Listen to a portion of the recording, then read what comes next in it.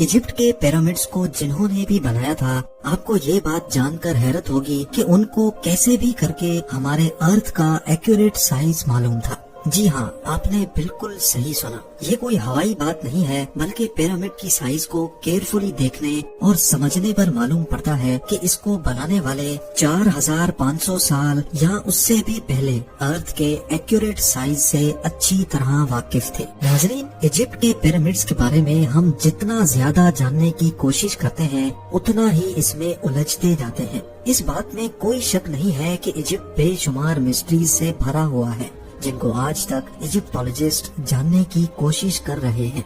इनमें सबसे बड़ी मिस्ट्री ये है कि पिरामिड्स कैसे बनाए गए थे और इनका असल मकसद क्या था।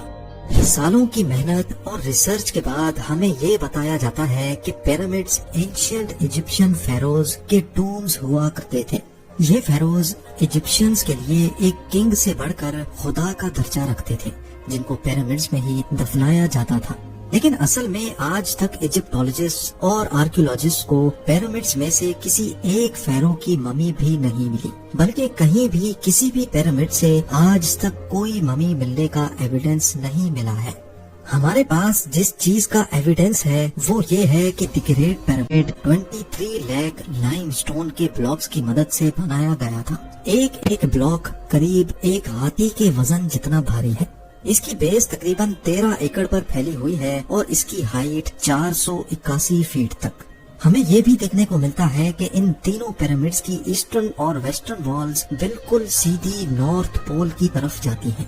इतने बड़े स्ट्रक्चर को हजारों साल पहले आजकल के मॉडर्न कंपास जितनी एक्यूरेसी से नॉर्थ पोल की डायरेक्शन में सीधा खड़ा किया गया था, जिसमें कोई दो राय नहीं है।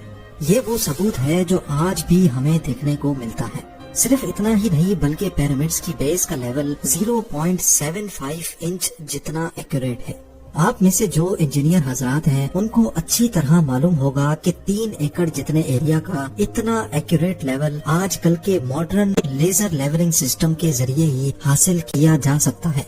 हत्ता कि हमारे पास इस चीज का भी एविडेंस है कि पिरामिड की चारों साइड वॉल्स, जिनको 5 टन वजनी स्टोन ब्लॉक्स रखकर एक खास एंगल में खड़ा किया गया था, इन चारों की लंबाई एग्जैक्टली 230 मीटर्स है। अगर इन चारों में कोई डिफरेंस है तो वो 2 इंच से ज्यादा नहीं है। यानी ये वॉल्स एक दूसरे के मुकाबले में 99.98% एक्यूरेट हैं।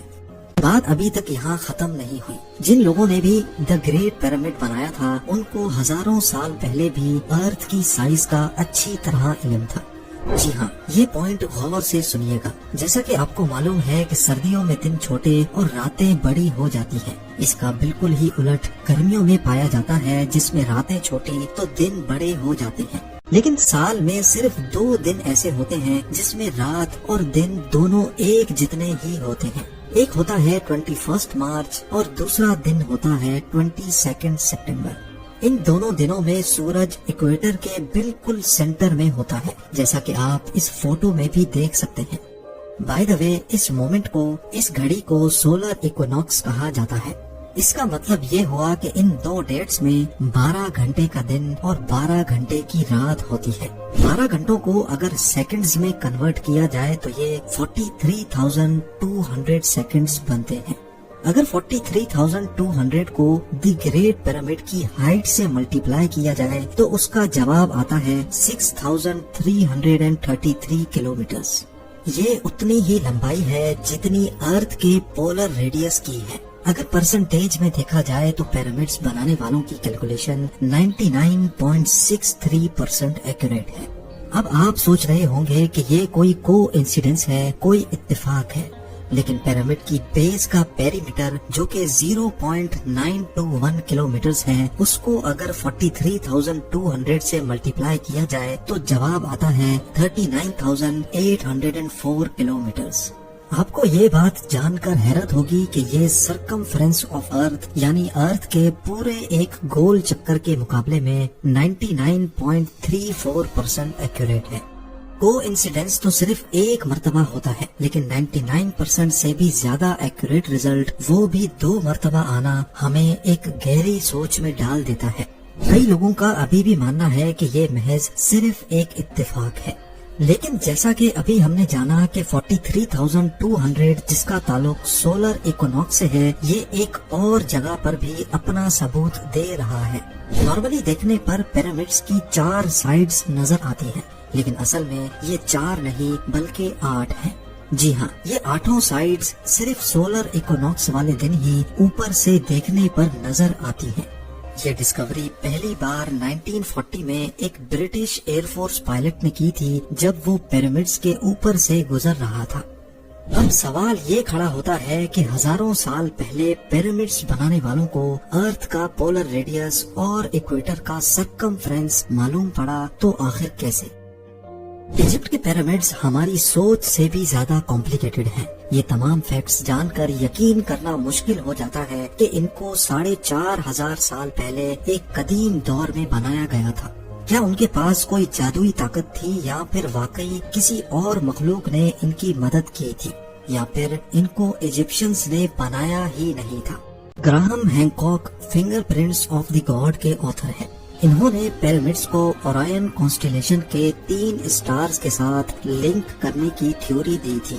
اس تھیوری کے مطابق گیزا پیرامڈس کی پوزیشن اورائن کانسٹیلیشن کے 3 اسٹار سے ایگزیکٹلی میچ کرتی تھی، لیکن مسئلہ یہ ہے کہ اورائن کانسٹیلیشن کے یہ اسٹارز پیرامڈس کی پوزیشن سے نہ آج میچ کرتے ہیں اور نہ ہی 4,500 سال پہلے اینشینٹ ایجپشنز کے دور میں میچ کیا کرتے تھے، بلکہ یہ 13,500 سال پہلے ایگزیکٹلی پیرامڈس کی پوزیشن سے میچ کرتے تھے۔